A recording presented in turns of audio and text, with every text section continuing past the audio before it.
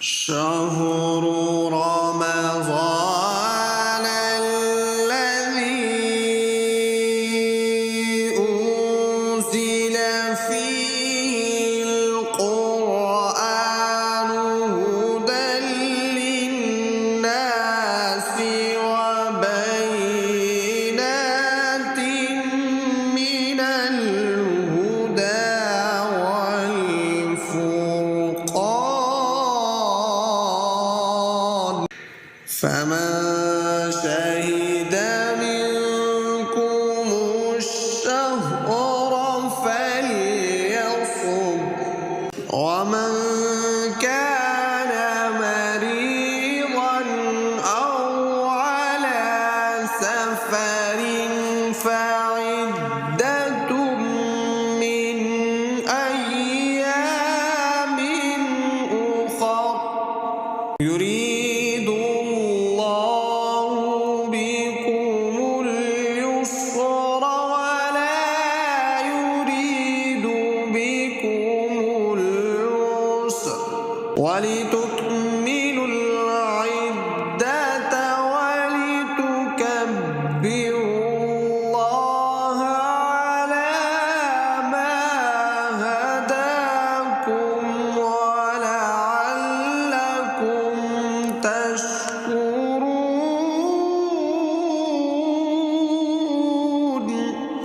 السلام علیکم ورحمۃ اللہ وبرکاتہ۔ اللہ کا شکر ہے کہ اس نے ہمیں ایک بار پھر رمضان المبارک عطا کیا۔ یہ عام مہینوں جیسا مہینہ نہیں ہے، بلکہ یہ وہ بابرکت وقت ہیں جب آسمانوں کے دروازے کھول دیے جاتے ہیں، رحمتیں زمین پر برستی ہیں، نیکیوں کی بہار آتی ہیں، اور ہر لمحہ ہمیں اللہ کی مغفرت اور جنت کے قریب لے جاتا ہے۔ یہ وہ وقت ہے جب اللہ خود اپنے بندوں کو پکارتا ہے کوئی مغفرت مانگنے والا کہ میں اس سے بخش دوں، ہے کوئی مانگنے والا کہ میں اس کی دعا قبول کر لوں۔ مگر سوال یہ ہے کہ کیا ہم اس ندا کو سن رہے ہیں؟ کیا ہم واقعی اس مہینے کی قدر کر رہے ہیں، یا ہم رمضان کو بھی عام دنوں کی طرح گزار کر ضائع کر رہے ہیں؟ یہ مہینہ اپنے اندر بے شمار رحمتیں اور برکتیں رکھتا ہے، مگر ان سے فائدہ وہی اٹھائے گا جو پہلے سے خود کو تیار کرے گا۔ آئیں جانتے ہیں کہ ہمیں اس رمضان کو کیسے گزارنا چاہیے تاکہ یہ ہماری بخشش اور جنت کا ذریعہ بن جائے۔ سب سے پہلے اللہ تعالیٰ کی عبادت زیادہ سے زیادہ کرنی چاہیے، نمازوں کی مکمل پابندی کرنی چاہیے۔ مسجد چونکہ اللہ تعالیٰ کا گھر ہے، سکون اور عبادت کی جگہ ہے، مگر افسوس کہ کچھ لوگ یہاں بھی شور شرابہ کرتے ہیں، دنیا کی باتیں کرتے ہیں اور دوسروں کو عبادت میں خلل پہنچاتے ہیں۔ یاد رکھیں، مسجد میں شور مچانا نیکیوں کو ایسے جلا دیتا ہے جیسے آگ لکڑی کو راکھ بنا دیتی ہے۔ جب مسجد جائیں تو مکمل خاموشی اور ادب کے ساتھ جائیں، اور اگر کوئی لڑائی جھگڑے پر آمادہ ہو تو حدیث کے مطابق کہہ دیں انی صائم، یعنی میں روزے سے ہوں۔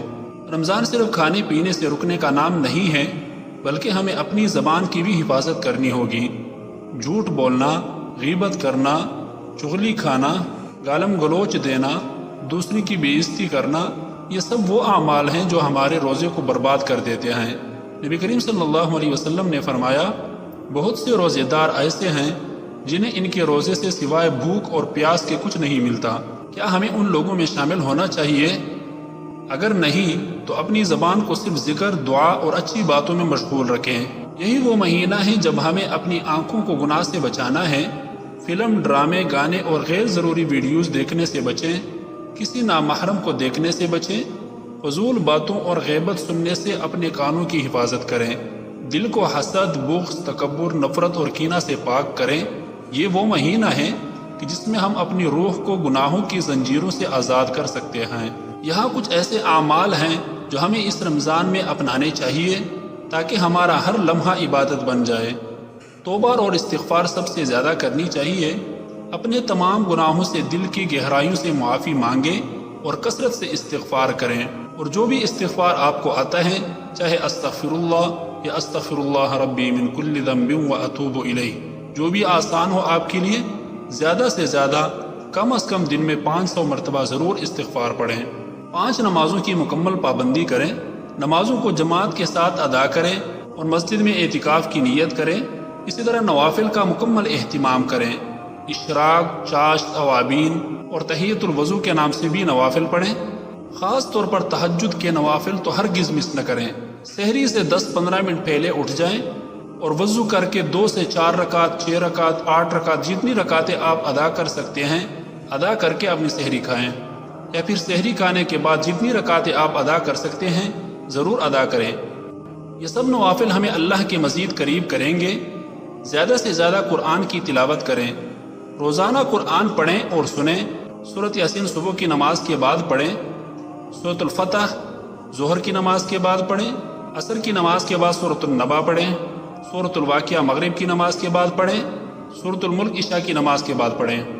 ہر وقت اللہ تعالیٰ کا ذکر کرتے رہیں، خاص طور پر لا الہ الا اللہ اور درود شریف کا ورد کرتے رہیں۔